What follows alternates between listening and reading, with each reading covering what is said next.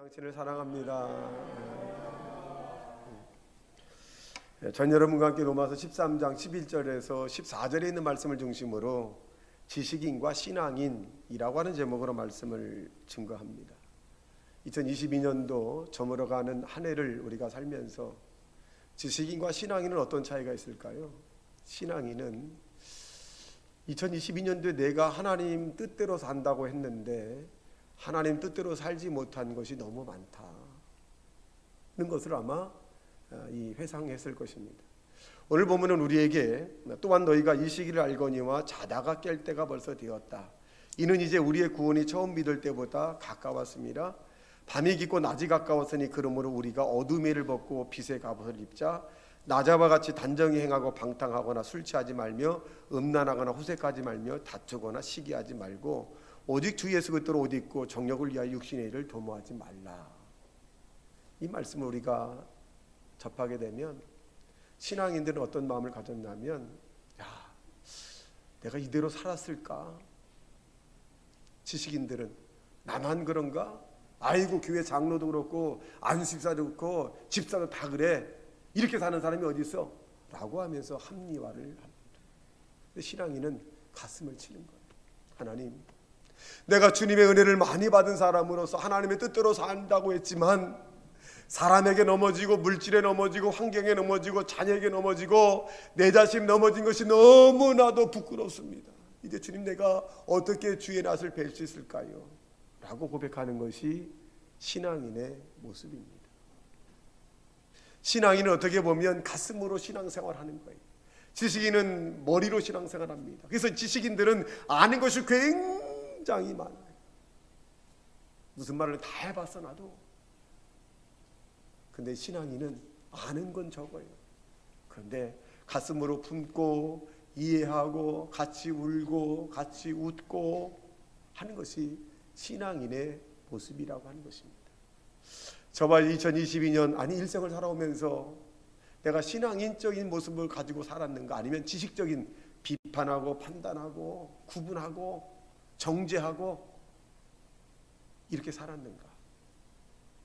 이 시간 우리가 본문을 통해서 저와 여러분이 하나님이 주신 말씀을 통해서 새로운 하나님의 삶, 우리가 거듭난 하나님의 삶이 되시기를 예수님 이름으로 축원합니다.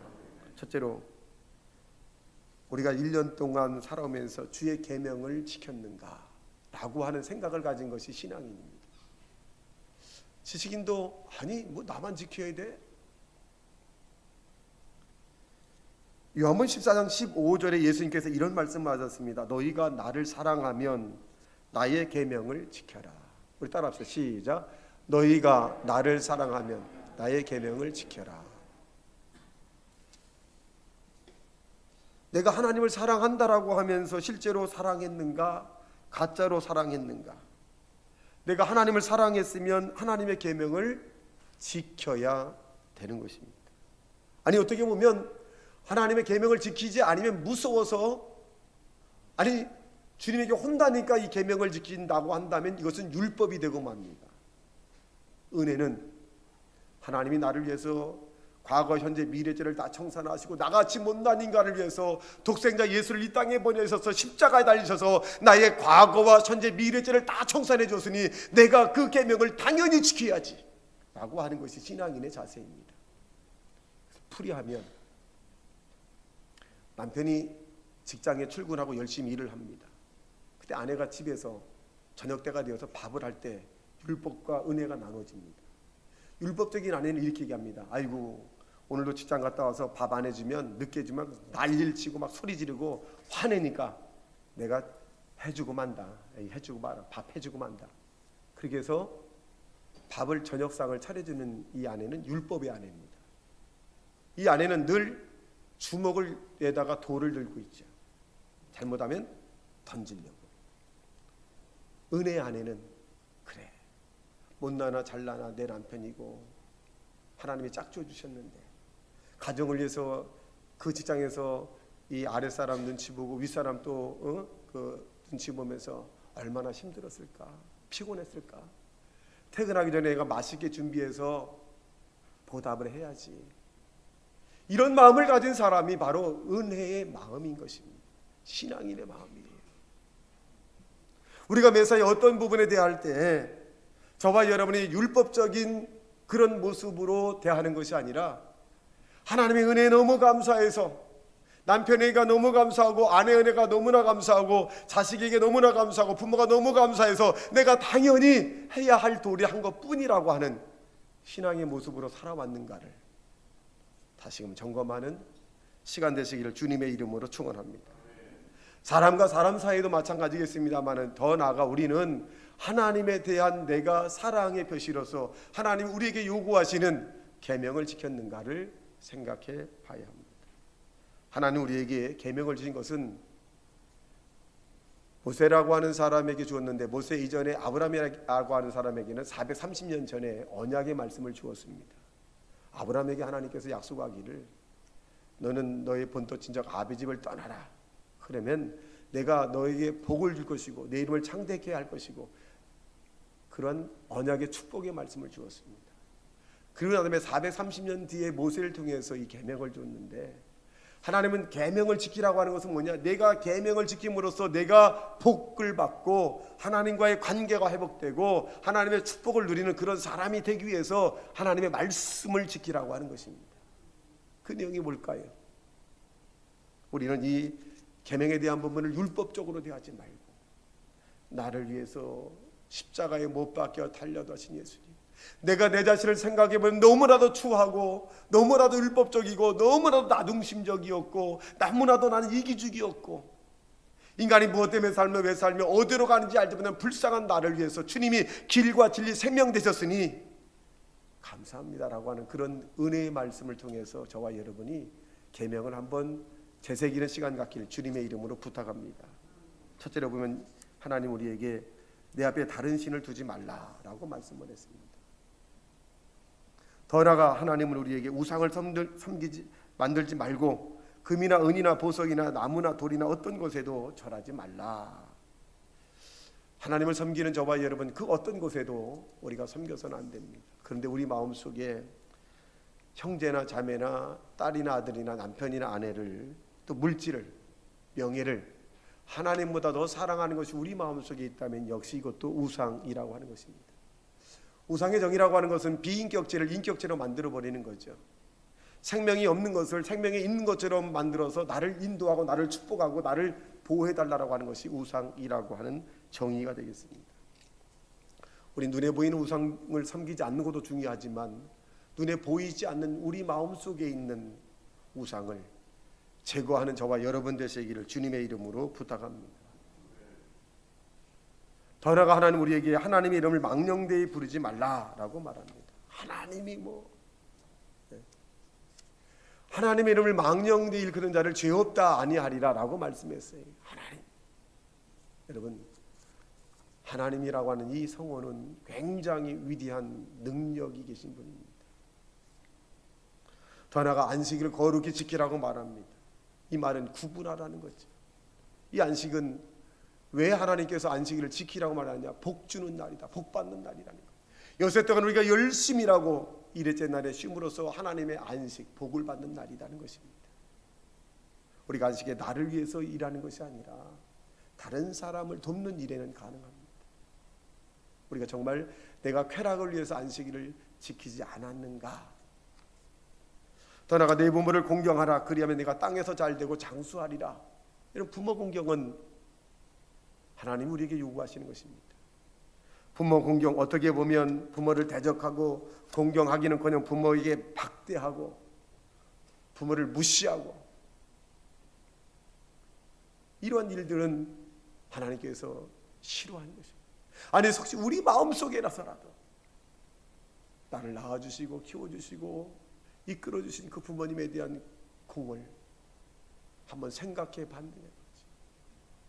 성경은 철저하게 살아계신 부모에 대해서 공경하라고 말씀하고 있습니다. 눈에 보이는 부모를 공경하지 못하는 자가 눈에 보이지 않는 하나님을 섬긴다고 말할 수 있을까요? 눈에 보이는 부모에게 학대하고 그리고 무시하고 라고 하는 사람이 보이지 않는 하나님을 내가 사랑한다라고 해요. 보이는 부모를 사랑하지 않는 자가 보이지 않는 하나님을 사랑한다라고 말할 수 있을까요? 성경은 철저하게 살아계실 때 내 부모를 공경하라. 그리하면 내가 땅에서 잘되고 장수하리라 라고 말씀합니다.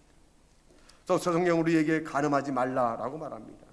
여러분, 간음은 실제 우리가 외적인 간음이 없다 할 때 마음속에 여자를 보고 오욕을 품는 자마다 이미 간음하였다라고 말씀을 하고 있습니다. 지저분한 것을 우리 마음속에 품으면 자기 자신의 삶도 부정적인 삶이 되고 악한 영이 들어와서 굉장히 이 영적으로 혼란한 그런 모습으로 할 수 있기 때문에 하나님 우리에게 음행과 더러운 것과 호색 이런 것을 하지 마라라고 말씀합니다. 도둑질하지 말라라고 했는데 우리가 이웃 것을 도둑질하지 않았다 할지라도 탐내선 안 된다. 또 내 이웃을 위해서 거짓 증거하지 말라라고 말씀합니다. 우리는 내가 아는 상식의 선에서만 이야기해야 합니다. 거짓은 원수마귀의 앞잡이기 때문에 그렇습니다. 이웃의 아내나 집이나 재산을 탐하지 말라. 하나님께서 여러분에게 주실 것이니 탐하지 말고 오히려 믿음으로 간구하고 구하는 하나님의 사람이 되라라고 말씀합니다. 이와 같이 우리 하나님께서 우리에게 계명을 우리에게 주었습니다. 이 계명은 어떻게 보면 율법으로 보면 굉장히 무거운 거예요. 부담이 돼요. 힘들어요. 근데 하나님이 나를 사랑한 그 사랑을 느끼고 그 사랑에 감격하면 이 계명은 자연히 지켜질 수밖에 없다는 것입니다. 세상을 살아가면서 우리는 율법적인 사람이 아니라 은혜적인 사람이 되시기를 예수님 이름으로 축원합니다. 율법적인 사람은 언제나 자기 자신도 힘들고 남도 힘들어요. 은혜적인 사람은 내 자신도 편하고 상대도 편합니다.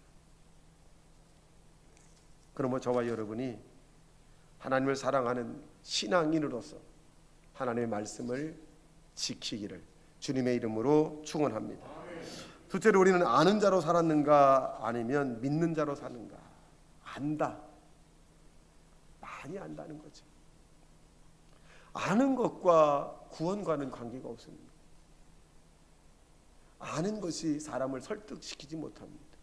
믿어야죠. 나 이 사람 능력 있는 거 알아. 그때는 안 믿어. 그 사람을 설득할 수 있겠습니까? 이 사람 나는 모든 지혜와 지식이 있는 거 알아. 이 사람 나한테 도움이 안 돼. 믿을 수가 없어. 대화가 안 돼. 신앙도 마찬가지입니다. 내가 하나님의 말씀을 많이 아는 것 중요합니다. 아는 만큼 믿으면 되는데 아는 것이 믿음에 따라가지 않을 때는 갭이 생겨요. 우리는 아는 것보다 하나님의 말씀을 내가 들은 만큼 믿어지는 하나님의 역사가 나타나길 주님의 이름으로 축원합니다. 사람이 믿는다는 것은 선물입니다. 믿어진다는 것. 내가 하나님의 살아계심을 믿어지고 하나님의 역사심이 믿어지고 내가 죄인이라고 하는 사실이 믿어지고 이 죄를 예수님이 십자가에 피 흘려서 내 과거 현재 미래 죄를 청산했다라고 하는 것이 믿어지는 것이 기적이고 그것이 바로 은혜라고 하는 것입니다. 아브라함이라고 하는 사람을 살펴보면 이 아브라함은 100세 때에 귀한 아들을 얻었습니다. 하나님께서 주셨는데 100세에 얻은 아들을 하나님께서 갑자기 아브라함에게 내 사랑하는 독자 외아들 이삭을 잡아서 모리아 산에 올라가서 제물을 드려라 이렇게 말씀합니다. 여러분 부모가 얼마나 아프겠어요. 아니 100세 때 주셨는데 그 아들을 잡아서 모리아 산에서 제물을 뜨라는 거예요. 죽이라는 거죠. 근데 아브라함이라고 한 사람은 그 즉시로 제물의 모든 부분을 챙겨서 말을 타고 제물인 이삭과 함께 모리아 산을 향해 갑니다. 근데 이 이삭이라고 하는 사람이 희한한 건 뭐냐면 재물이 없는 거예요. 그러니까 아버지에게 늘 아버지 아브라함이요. 재물이 없어요. 재물이 어디 있어요? 이 아브라함이 네가 재물이다라고 말을 할 수 있겠습니까? 얼마나 속이 탔겠어요. 눈에 넣어도 아프지 않을 아들인데. 아브라함이 뭐라고 하냐? 하나님께서 친히 준비하실 것이다. 하나님께서. 이 아브라함이라고 하는 사람은 행함이 없는 믿음은 죽은 믿음인데 행함이 있는 믿음의 삶을 사셨다. 자, 20절 시작. 영혼이 없는 몸이 죽은 것 같이 행함이 없는 믿음은 죽은 것이니라. 자, 이 아브라함이라고 하는 사람은 늘 어떤 마음을 가졌냐면 로마서 4장 17절에 보니까 하나님을 믿음의 아브라함은 죽은 자를 살리시는 하나님이다 이거예요. 없는 것을 있게 만드시는 분이다 이렇게 믿었다는 것이죠. 우리가 신앙인으로서 죽은 자를 살리시는 하나님을 지금 내가 믿느냐 이거요. 없는 것을 하나님께서 채워줄 걸로 믿느냐 이거요. 여러분의 문제가 있는데 이 문제를 해결해 주실 분이 하나님이라는 사실을 믿느냐 이거요. 아는 거야. 성경에 보니까 죽은 자를 살렸대. 여기서 멈추면 안 돼. 성경에 보니까 안진뱅이를 이렇게 세웠대. 믿느냐 이거요.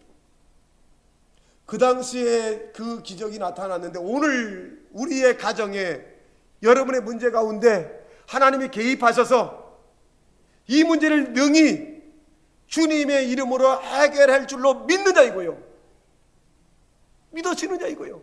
믿어지는 것이 신앙인이고 믿어지지 않는 것이 지식인입니다. 좋은 말씀이지. 여러분의 인생이 예수 이름으로 변할 걸로 지금 믿어지느냐 이거요. 여러분이 기도하면 하나님께서 응답해 줄 걸로 믿어지느냐 이거요. 물질의 문제가 해결되고 질병이 치료가 되고 가정이 회복되고 가정의 문제가 정상화되고 이러한 일이 믿어지느냐 이거요. 믿어지지 않는다면 믿어질 때까지 고백을 해요. 예수님은 우리에게 말씀하기를 기도 외에는 이런 유가 나갈 수 없다라고 말씀합니다. 아브라함이 하나님을 믿음에 하나님께서 그를 의로 여기셨다 그랬어요. 저와 여러분도 여러분의 앞에 있는 갖가지 모든 문제가 회복되고 하나님이 간섭하시면 역사하고 능치 못할 일이 없다는 사실로 받아들이고 주님의 이름으로 축원합니다. 아무것도 염려하지 말고 오직 모든 일에 기도와 간구로 너희 구할 것을 하나님 앞에 감사함으로 아뢰라. 그러면 모든 지각에 때는 평강이 그도 예수 안에서 너희 마음과 생각을 지키시리라. 할 수 있거니 무슨 말이야. 믿는 자에게 능치 못함이 없다. 내게 능력 주신 자 내가 모든 걸 할 수 있다. 할 수 있다라고 하는 사람이 믿는 자예요. 할 수 있다. 지금 시작해도 늦지 않는다. 여러분 지금 여러분이 기도할 때가 가장 빠를 때예요. 내일보다 빠른 겁니다. 불가능하다고 생각하는 그 사단의 소리에 듣지 말고 가능하다 라고 하는 믿음을 갖는 하나님의 사람이 되시기를 예수님 이름으로 축원합니다. 믿음의 사람으로서 우리가 전도했느냐 이거지. 내가 하나님 만났을 때 마음이 너무 편안하고 또 내 문제 하나님 응답해 주었고 또 알게 모르게 하나님께서 요모조모로 내가 지나온 인생을 잘 보니까 모든 것이 다 하나님의 은혜였더라. 그렇다면 이 좋은 하나님을 나도 다른 사람에게 전도해야 되지 않느냐. 2022년에 우리가 전도했느냐 이거지. 우리 2020년에 우리 썸마트 사장님도 이제 오셨고 우리 차경 씨도 오셨고 그래도 많이들 오셨습니다. 또 사업체가 17군데로가 늘었어요. 근데 그건 우리 김석 집사님이나 백공섭 씨가 전도를 했고요. 또 정한난 장로님 전인데. 근데 나는 2022년도에 전도했느냐 이거지. 그 은혜 받은 나인데 하나님의 은혜를 받았는데 내 사정과 내 형편을 아신 그 하나님의 나는 위로를 받은 사람인데 이 위로를 우리 주변 사람에게 전도했냐 이거죠.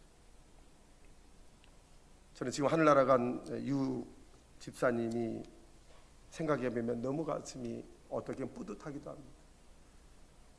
그 분에 대해서 전도해달라고 하는 것이 이금옥 권사님이 제게 연락하고 목사님 어떤 분의 권사님이 계신데 우리 교회는 아닙니다. 근데 그분이 방문을 꼭 잠그고 나오질 않는다고 합니다. 아들인데 어떻게 하면 되죠? 제가 그랬어요. 아이고 담임 목사한테 얘기를 해야지 왜 나한테 오냐고. 우리 교인도 아닌데. 목사님 사정이 있으니까 목사한테 오지요. 그러니까 이금옥 권사님 그러니까 내가 어떻게 하겠어요. 그래서 그 담임 목사한테 전화하고 원로 목사님 전화했습니다. 목사님 이 분을 거기에서 좀 잘 관리하면 좋겠습니다. 아이고 손 목사님이 잘 관리해서 다시 보내주세요 그러더라고요. 그래서 부담이 되게 됐어요. 하나님 어떻게 하면 됩니까? 방문을 꼭 잠그고 술만 먹고 삶을 비관하고 사는 저 사람은 어떻게 하면 되겠습니까? 전화 통화했는데 받더라고요. 나 손 목사입니다. 소망교회. 예. 만나시죠? 예. 그럼 이제 안 돼. 집을 찾아가서 이제 가야 되겠다 하고 이제 기도를 하고 이제 방문을 이제 문을 열고 딱 들어가서 이제 문을 꼭 잠갔어요. 나 소망교회 목사입니다. 그랬더니 예. 그러다 얘기했으니까 좀 문 좀 열어주세요 했더니 대답을 안 해. 근데 마음속에 어떤 배짱이 생기냐면 나도 모르게 시간 내가 3분 드립니다. 문 여세요. 그래서 처음 보는 사람이에요. 나. 시간 3분 전에 문 여세요. 아이고 내가 말을 잘못한 것 같더라고. 그냥 내가 돌아가면서 시간 나면 기어오세요 이렇게 하면 내가 편한 걸. 그 문 안 열으면 어떡할 거야. 그 소망교회 목사님한테 문 안 열어줬다 그러면 그냥 시간 나면 오세요 교회 그리고 가면 내가 편한 걸. 시간 3분 드립니다. 문 여세요. 그래서 이거 3분 동안 기다려야 돼. 내가 기다려야 되잖아요. 내 마음속에 어떤 마음이 생기냐면 안 열어주면 이 문을 부셔야 되겠다. 내가. 사람 살려야 되겠다. 근데 부시면 또 재정부장한테 내가 문을 내가 부셨으니까 문값 해주세요 그러면 소문이 다 날 거 아니야. 전도 가가지고 담임 목사가 문짝 부셔가지고 재정부장 가가지고 또 살살 빌어가지고 또 문자 해도 그 얼마나 창피해. 그래서 3분 동안에 별 생각을 다 하는 거야. 3분이 거의 다 돼가는 거야. 문은 안 열어. 근데 철컥 열리는 거야. 아이고 기뻐. 배짱.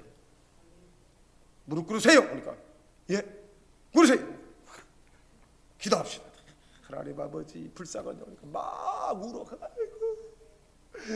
목사님 나도 진짜 술 안 먹고 바르게 살고 싶고 정직하게 살고 싶고 막 살고 싶어요. 그런데 안 돼요. 목사님 안 돼요. 그래 간식 막 그도 오고 나도 울었어요. 그 왔다 갔다 교회다 고도 술도 먹고 해도 술 먹어도 그 영은 불쌍하니까 늘 기도했어요. 그래도 방에 있는 것보다 나니까. 세상 떠나기 전에 제가 2주 전에 가서 만났어요. 지금 한나라 같지만 유 집사님 먼저 천국에 가 계셔. 편하게. 예 목사님 그렇게 할게요. 그 끝이에요. 저는 지금도 가슴이 너무 뿌듯해요. 그가 알코올 중독이었고 우울증에 걸렸고 삶을 포기 그 상태였지만 그래도 예수의 희망을 갖고 소망을 갖고 그 죽음 직전까지라도 하나님에 대한 사랑. 세상을 떠나기 한 3주 전인가 문자가 새벽에 목사님 저 좀 와주세요. 그래. 갔더니 왜 그랬더니 목사님 밤 2시에 갑자기 예수님께서 일어나라! 일어나라! 그러더라는 거예요. 벌떡 일어나서 자기가. 전 두 가지 생각했어요. 살렸고. 근데 그 아픈 부기가 싹 빠졌어요. 내 마음속에 이거 살리겠구나. 또 한편에는 정리하라는 걸까? 갈등이 생기더라고. 근데 그가 하고 난 다음에 목사님 교회 갑시다 하더라고. 그래서 2층에서 여러 가지 얘기를 했어요. 그게 준비하라고 하는 마지막이었습니다. 여러분 우리 주변에 지금도 나에게 예수를 전해주십시오. 나는 마음이 기쁘지 않습니다. 살 소망이 없습니다. 나는 죽고 싶어요. 나는 왜 사는지 모르겠어요. 내가 왜 살아왔는지 모르겠어요. 내가 또 어떻게 살아가는지 몰라요. 깜깜해요. 죽고 싶어요. 이런 사람이 있을 수 있어요.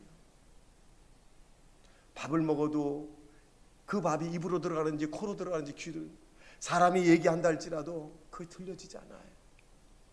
또 자꾸만 자기의 과거에 실수한 부분들이 자꾸 떠오르게 되고 다른 사람이 자꾸 속닥속닥하는 것 같기도 하고 이런 사람이 우리 주변에 많아요.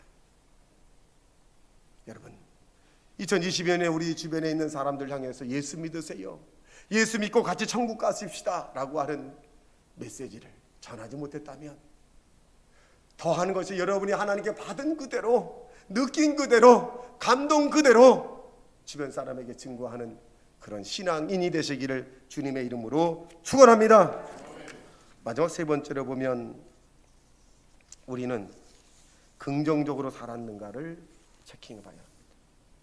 지식인은 긍정으로 살아가야 된다라고 하면서 부정적인 것을 선택을 많이 합니다. 신앙인은 긍정으로 살아가야 된다는 것이 하나님의 뜻이라고 생각을 하면서 부정적인 생각이라도 계속 긍정을 선택하는 것을 알 수 있습니다. 우리는 긍정으로 살아가야 합니다. 빌립보서 3장 12절 14절에 보면 바울은 이렇게 얘기합니다. 다 같이 시작. 내가 이미 얻었다 함도 아니요 온전히 이루었다 함도 아니라 오직 내가 저 예수께 잡힌 바 된 그것을 잡으려고 달려가노라.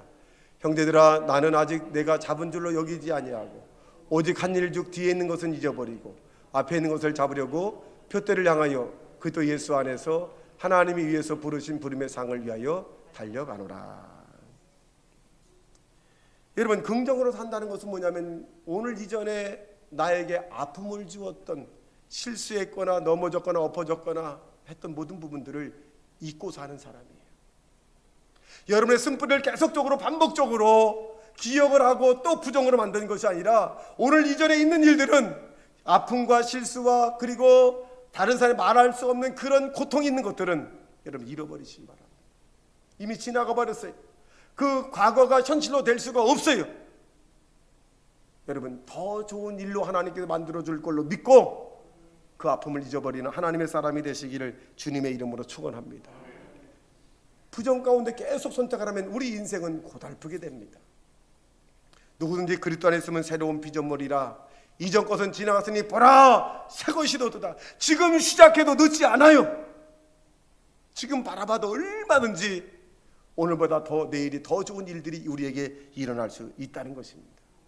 신앙인은 내일에 대한 꿈이 있는 거예요. 오늘보다 내일이 더 좋은 일이 있을 것이다. 올해보다 내년에 더 희망찬 하나님의 축복이 나에게 있을 것이다. 이 꿈을 가져야 돼요.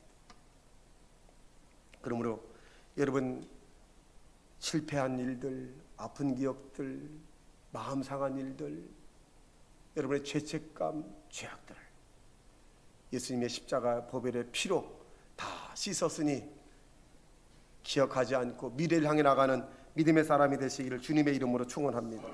두 번째, 나는 구원받은 사람답게 사느냐 이거지. 우리는 세상 사람들과 다르게 우리는 천국을 향해 가는 것입니다. 세상에 예수 믿지 않는 사람은 지옥을 향해 가기 때문에 힘들게 살아야 돼요. 예수 믿지 않는 사람은 이 땅에서가 가장 행복한 시간이었습니다. 우리는 이 땅에서의 가장 어떻게 보면 힘든 시간이었어요. 예수 믿는 사람들은 저 하나님의 나라는 이 땅과 상상할 수 없는 아름다운 곳입니다. 집마다 지은 이가 있으니 하늘과 땅을 지은 분은 하나님이십니다. 하나님, 그 하나님이 저와 여러분을 선택했고 저와 여러분에게 하나님께 구원의 은혜를 주었습니다. 그 구원이라고 하는 것, 오늘 본문에 보니까 구원 너희가 이 시기를 알거니와 자다가 깰 때가 벌써 되었으니 이는 이제 우리의 구원이 처음 믿을 때보다 가까웠습니다. 점점 우리가 가까워지고 있어요. 여러분, 우리 앞날에 40년 30년이면 아니 50년이면 다 하나님 나라에 가서 서야 됩니다. 믿는 사람은 믿음의 상급의 심판을 받고 믿지 않는 사람은 행위적 심판을 받아서 그들은 지옥에 가야 합니다. 그럼 우리는 구원받은 사람답게 날마다 행복하고 기쁘고 즐겁게 긍정적으로 살아가는 자 되시기를 예수님 이름으로 축원합니다. 누가 뭐래도 나는 예수님 안에서 구원받은 사람이다. 내 행위로 구원받은 것이 아니라 내 모습으로 구원받은 것이 아니라 예수 그리스도의 보배로운 피로 나는 구원받은 사람이라 꼭 믿고 나가는 자 되시기를 주님의 이름으로 축원합니다. 따라합시다. 나는 예수님 이름으로 구원받은 사람이다. 근데 사단은 이럴 거예요. 내가 교회 며칠 갔다고 구원받았니? 네 행위를 봐라. 네 행위로 구원받게 생겼니? 네 죄를 봐라. 이건 사탄입니다. 우리의 행위로 구원받는 것이 아니라 믿음으로 구원받는 것이에요. 거기에 속아서는 안 됩니다. 우리가 잘나서 구원받는 것이 아니라 하나님의 무조건적인 선택입니다. 선택이에요. 그럼 저와 여러분 선택을 받은 자라는 것입니다. 우리가 불의하고 추악하고 좀 도덕과 윤리적으로 좀 흠이 많아요. 많더라도 하나님이 우리를 죄 없다 하면 죄 없는 것입니다. 그러므로 저와 여러분 선택받은 사람이니 다른 사람이 우리를 어떻게 바라보는 것 중요한 것이 아니라 하나님이 나를 선택했다는 이 믿음을 가지고 소망 사랑을 가지고 나가는 하나님의 사람이 되시기를 주님의 이름으로 축원합니다.